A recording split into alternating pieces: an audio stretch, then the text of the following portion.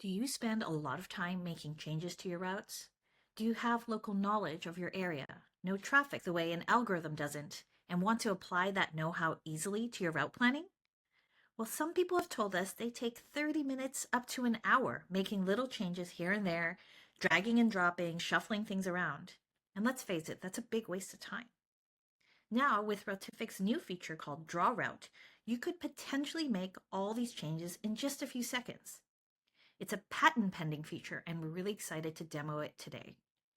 So let's use the pink route as an example. Now, some dispatchers and drivers have told us that they have preferences in regards to how their route should flow. So in this case, Routific has created a route that is more like a circle. So the driver starts here at the depot, comes around this area before dipping down this way and making a full circle back.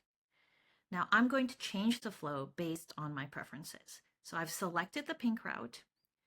I go to the right-hand side of the screen and click on the three dots, and I select Draw Route.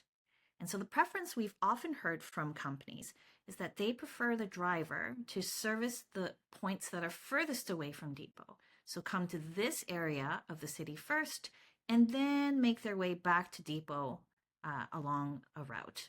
So I'm going to click on the map, and I'm going to draw to the furthest point of the map here, and I'm going to click again, draw and click, draw and click, draw and bring the driver up this way, draw and click, and bring the driver back to depot by double clicking to finish the drawing.